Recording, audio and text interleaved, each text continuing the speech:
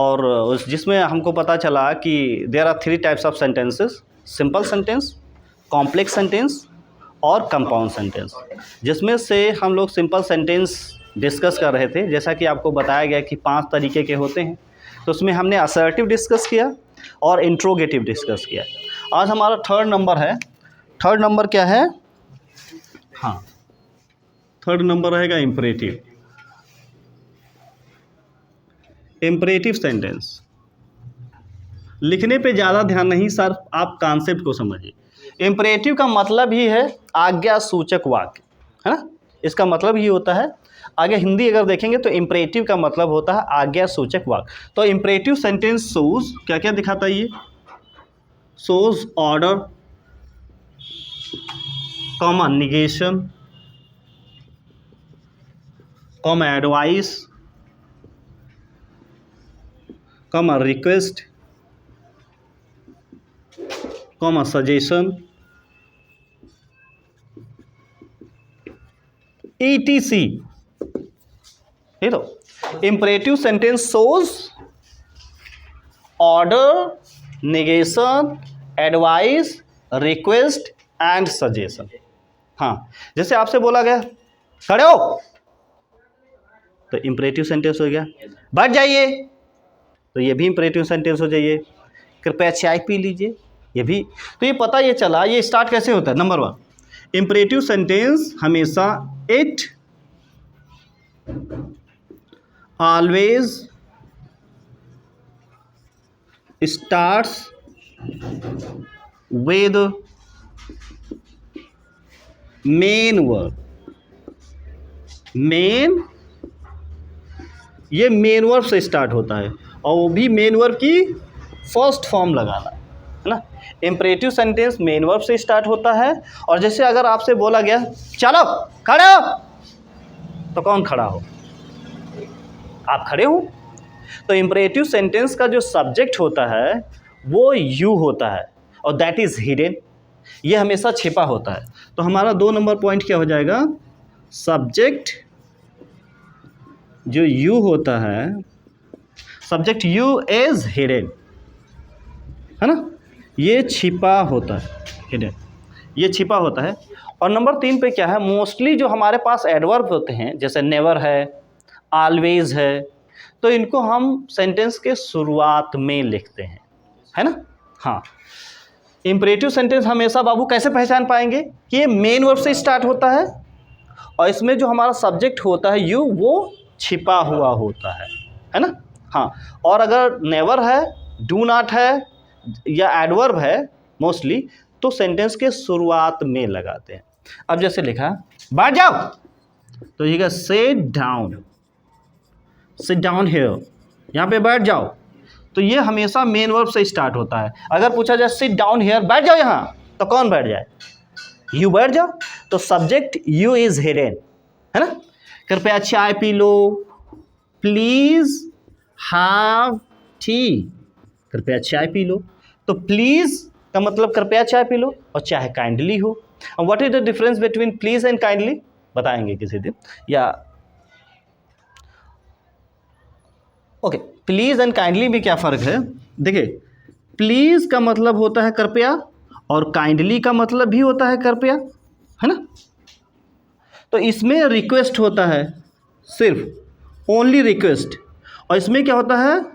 Request होता है और प्लस इंस्ट्रक्शन होते हैं, इंस्ट्रक्शन। ये किसी भी आम लोगों को बोला जाता है जो नॉर्मल पीपल हैं, और ये ऑफिशियल में यूज़ किया जाता है, जैसे ऑफिस हो गया या आपके बॉस कह रहे हैं। ये एक तरीके से kindly is use in offices, colleges, है ना। इसमें एक रिक्वेस्ट होगा प्लस इंस्ट्रक्शन होगा, इंस्ट्रक्शन दिया जाएगा। जैसे मान लीजिए आप टीचर हैं और आपसे प्रिंसिपल कोई ऑर्डर दे रहे हैं, तो प्रिंसिपल डायरेक्ट ऐसा तो है नहीं कि आप मजदूर हैं, ये काम करिए, न चश्मा उतार के फेंक देंगे भी तुम्हारा, तो ऐसे तो होगा नहीं, क्योंकि प्रिंसिपल भी एज अ टीचर है और टीचर जो टीचर है ही है, तो दोनों में है। लेकिन वो बॉस है तो वो रिक्वेस्ट भी करेगा और उसमें इंस्ट्रक्शन भी होंगे, है ना। हाँ, तो किसी मान लीजिए किसी बॉस ने कहा कि अपना कृपया रजिस्टर मेंटेन कर लीजिए, मैं कल चेक करूँगा। तो इसमें रिक्वेस्ट तो है कृपया अपना रजिस्टर, और मैं चेक करूँगा, इसमें इंस्ट्रक्शन है कि चेक नहीं करोगे तो फिर एक्शन लिया जाएगा, है ना। तो kindly prepare your registers, I will check tomorrow.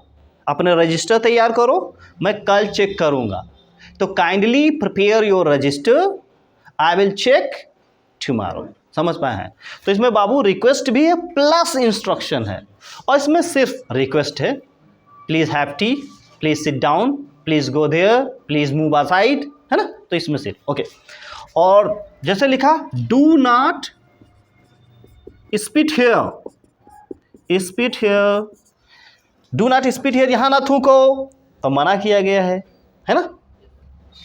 आओ टहलने चलें, तो क्या हो जाएगा, let us go for walking, आओ टहलने चलें। लेटस में प्रस्ताव रखा जाता है, ये ऑर्डर हो गया, रिक्वेस्ट निवेदन हो गया, डू नॉट प्रोहिबिशन हो गया, लेटस सजेशन हो गया, है ना। सजेशन ज़्यादातर बोला कम जाता है, जैसा कि आप जानते हो ओरली में। सजेशन में तो आदिल ऐसे ही काम चला दिया जाता है इशारों से, आदिल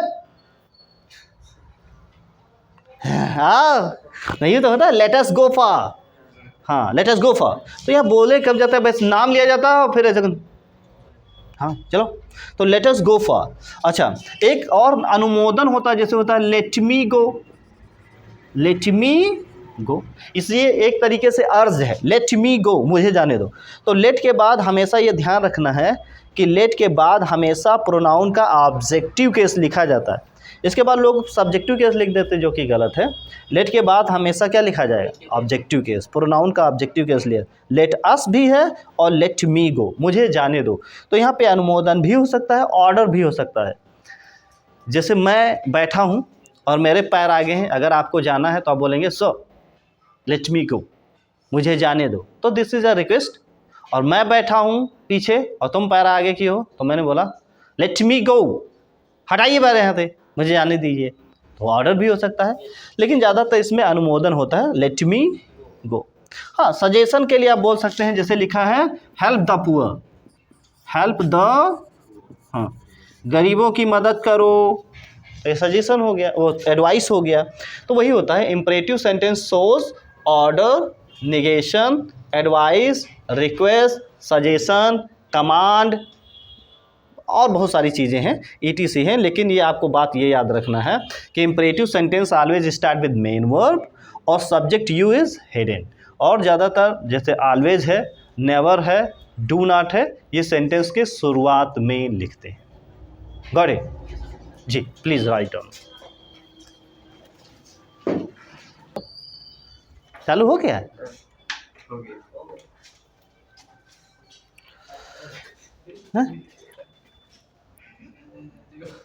हाँ तो हम भाई दो। ओके, फिलहाल अब हम लोग पढ़ने वाले हैं नेक्स्ट नंबर 4 नंबर, एक्सक्लामेटरी।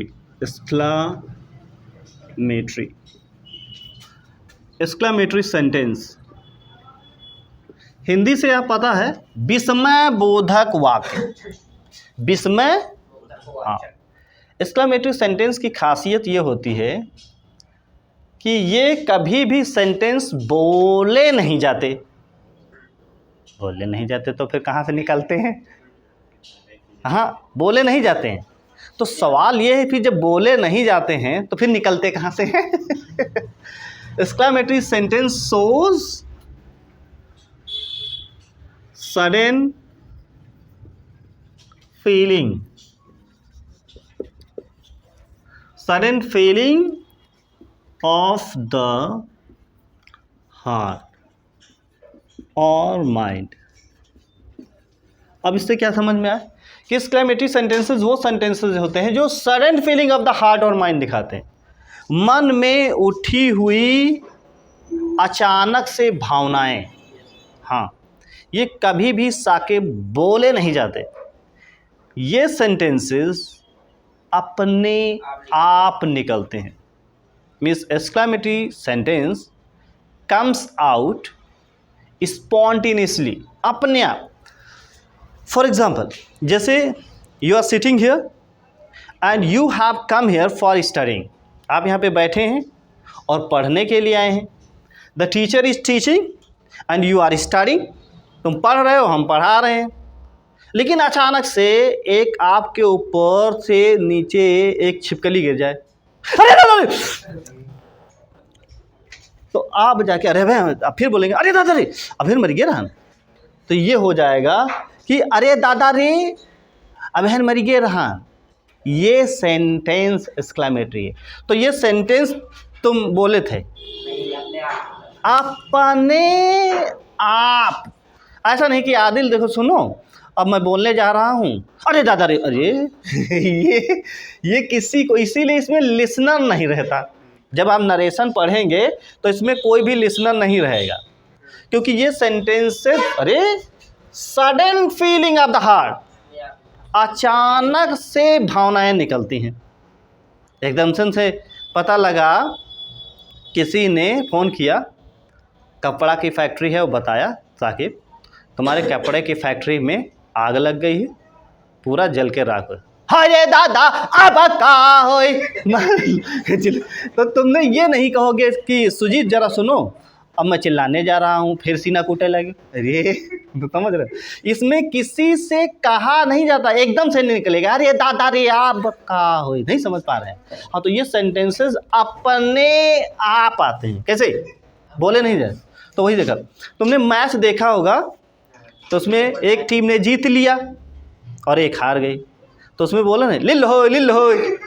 तो तुम अच्छा ये किसी से कहते हो कि हारे वाले टीम वाले सुनो कि मैं चिल्लाने जा रहा हूँ, लिल्लो हो उसमें किसी से कहा नहीं जाता है ना। These words starts coming spontaneously, अपने आप आने लगते हैं, है ना।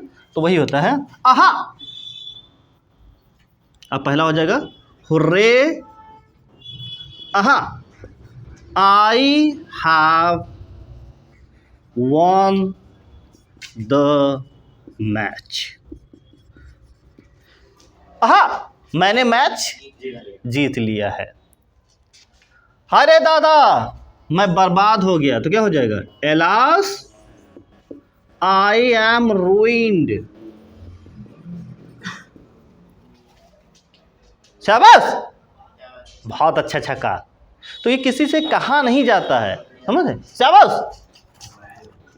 ब्रेव,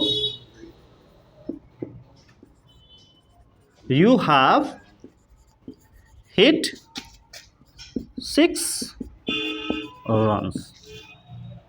समझ रहे हैं? अरे दादा रे मैंने एक सांप देखा, सोचिए good heavens, good heavens, I saw a black snake। I saw a black snake। और फिर से इसमें 3 तरह की बाबू फीलिंग्स होती हैं। एक तो होता है हैप्पीनेस, खुशी को दर्शाने वाले वर्ड। दूसरे होते हैं सैडनेस, दुख को दर्शाने वाले वर्ड्स। और तीसरे होते हैं सरप्राइज। 3 तरीके के वैसे होते हैं, और अटेंशन वाले भी होते हैं, लेकिन खास तौर पर 3 ही। हैप्पीनेस, एकदम से सडन फीलिंग, बताया कि आपको ये इतना मिल गया है, वाओ मज़ा आ गया। एकदम से आप देखेंगे इसमें अच्छा बताने में क्या होता है, वो फीलिंग नहीं आती है। अगर आप बता रहे हैं, समझा रहे हैं, ये एक ऐसी फीलिंग है जो अपने आप आती है। चेहरे का एक्सप्रेशन, बोलने का तरीका, स्टाइल, ये बाबू तभी आएगा जब आप उस चीज़ को देखेंगे, है ना। तो आप शादियों में जाते हैं तो आप देखते ही हैं, वाह क्या पटाखा है तो वो कैसी फीलिंग आएगी बोलने की, वो जब आप देखेंगे तो वैसी फीलिंग आएगी। अगर हम बना के बताते हैं तो वो फीलिंग हम ला नहीं पाएंगे जो ओरिजिनल होती है, नहीं। हाँ, तो इसमें हैप्पीनेस होता है, सैडनेस और सरप्राइज, 3 तरीके की होते हैं ना। एक्सक्लेमेटरी सेंटेंस फिर से, so sudden feeling of the heart, मन के अंदर उठी हुई अचानक भावनाएं होती हैं। इसमें खुशी होती है, दुख होता है, शाबाशी होती है, आश्चर्य होता है। इस तरीके की फीलिंग्स एक्सक्लेमेटरी सेंटेंस के अंतर्गत आती है। Got it? चल ओके, अब हम लोग देखने वाले हैं 5 number optative sentence. Optative sentence, this is the last one. Optative sentence का मतलब कामना सूचक वाक्य, हिंदी से ही बचा पता चल रहा है, कामना सूचक वाक्य जिसमें आशीर्वाद दिया जाता है। तो ऑप्टेटिव सेंटेंसेस क्या होते हैं? ऑप्टेटिव सेंटेंस शोज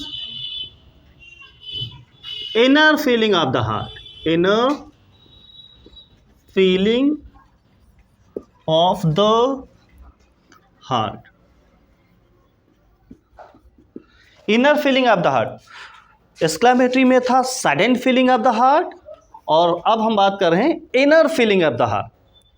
तो ऑप्टेटिव सेंटेंस में inner feeling of the heart show करता है, जो कि हमारे पास 3 है, बहुत आसानी से आप समझ जाएंगे। एग्जाम्पल के लिए, जैसे आप आए, मेरे पैरों को छुआ, मैंने कहा खुश रहो। मैंने कहा, हाँ, तो ये मेरी विश है, दिस इज माई विश। हाँ, ये मेरी इच्छा है कि आप खुश रहें। तो पहली है इच्छा, तो हो जाएगा may you be happy in your life. समझ रहे? तो इसमें बाबू क्या है? विश। आप आए, मेरे पैरों को छुआ, मैंने कहा खुश रहो। दोबारा है, मेरे पैरों को छुआ, मैंने कहा ईश्वर तुमको खुश रखे। कौन खुश रखे? तो दिस इज प्रे। मैं ईश्वर से प्रार्थना करता हूं कि तुमको गॉड प्रे रखे, मतलब खुश रखे।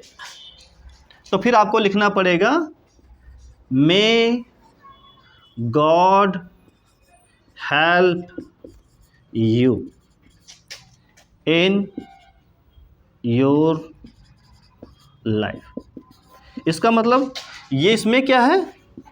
इसमें प्रार्थना है। हाँ, प्रार्थना को मे गॉड से शो करते हैं और इच्छा को मे से इच्छा कर। इनका मतलब है, मे का मतलब भी ईश्वर करे और इसका मतलब भी ईश्वर करे। लेकिन जब आप विश शो करेंगे तो सिर्फ मे लिखेंगे, और जब आप प्रार्थना करेंगे तो मे गॉड लिखेंगे। 2-3 महीने से फीस नहीं जमा किया था। I was very angry with you. आप आए, मेरे पैरों को छुआ, हम थे गुस्सा, तो मैंने कहा घुस रहो। घुस जाओ साइकिल लेकर खंती संती। समझ रहे हैं? घुस रहो। तो दिस इज कर्स। तो ये कैसे हो जाएगा? May you go to help, may you go to help. हाँ, sorry, may you go to help. समझ रहे? तो इसमें कर्स है, अभिशाप जिसको हम लोग बोलते हैं, तो ये हो गया कर्स। तो बाबू ऑप्टेटिव में 3 ही तरीके की इच्छाएं होती हैं, मतलब wish, pray and curse. 3। Optative sentence shows inner feeling of the heart, और एक्सक्लेमेटिव सेंटेंस था sudden feeling of the heart. समझ रहे? तो इसका मतलब काइंड्स ऑफ सिंपल सेंटेंसेस हमने सीखा। तो इसका मतलब यही था कि आप एक सेंटेंस को 5 तरीके से बोल सकते हैं। अब वो डिपेंड करता है, ये मतलब क्या होता है बाबू? ये डिपेंड करता है कि आपके सेंटेंस की सिचुएशन क्या है। तो जैसी सिचुएशन होगी वैसा हम सेंटेंस बोलेंगे। इसीलिए 5 सिचुएशन हो सकती हैं लाइफ के अंदर। तो अब जाहिर सी बात, अगर हम किसी को बात कोई बताने जा रहे हैं, अब डिसाइड करेंगे सिचुएशन कौन सी है। कथन है, मना किया गया है, सवाल पूछा गया है, ऑर्डर दिया गया है, या अपने आप बात निकली है, या इच्छा की गई है। तो वही अब तुम्हारा सेंटेंस डिसाइड करेगा कि हम कैसे हैं, और जैसे होंगे ऐसा वो सेंटेंस लगाइए। फिलहाल मैंने आपको 5 तरीके बता दिए हैं। अब ये डिपेंड करता है कि आपके सेंटेंस की शक्ल क्या है, और उसी के हिसाब से बोला जाता है। इतना समझ पाए? चल देखिए,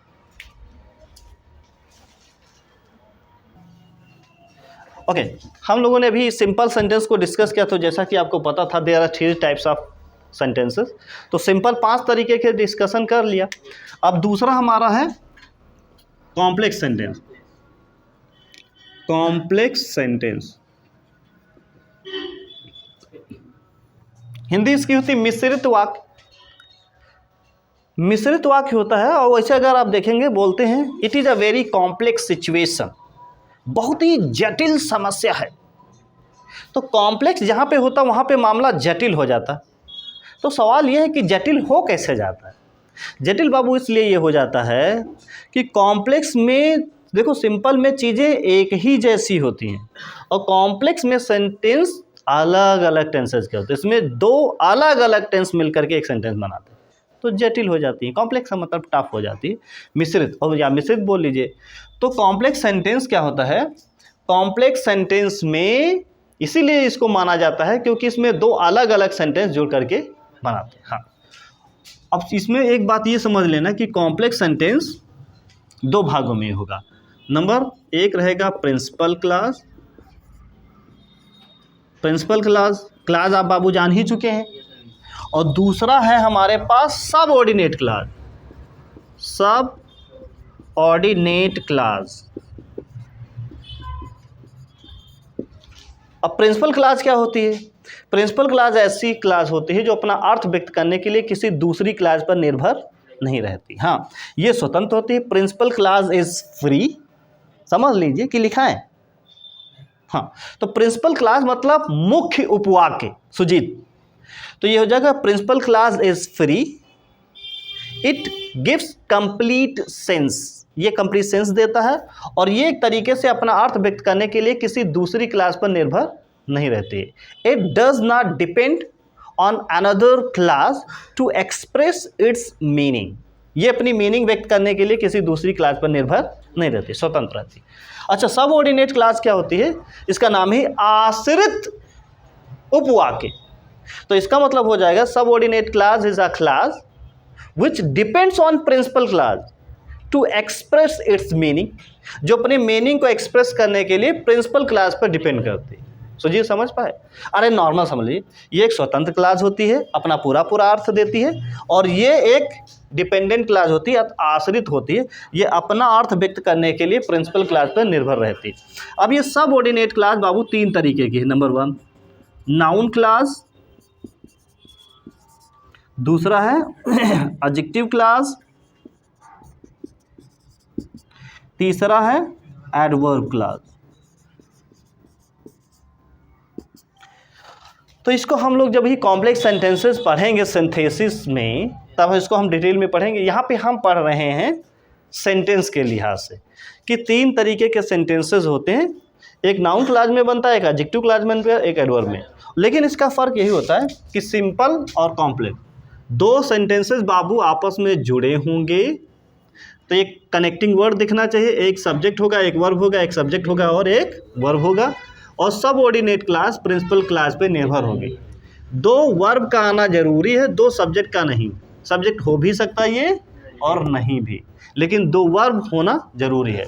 देखो 2 लोग हैं, इससे सब्जेक्ट का मतलब इसलिए यहाँ पे इसको होना या नहीं होना जरूरी, क्योंकि वर्ब बगैर सब्जेक्ट के नहीं आता।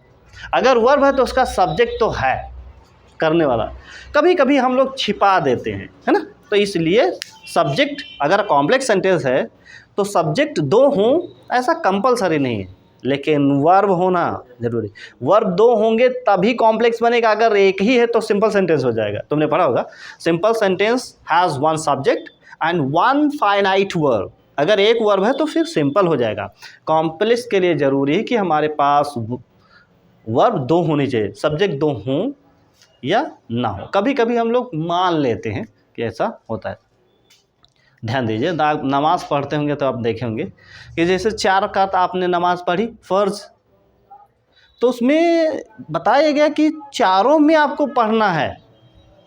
एक आप सूरह फातिहा पढ़ेंगे, फिर आप एक कोई सूरत पढ़ेंगे, समझ रहे हैं।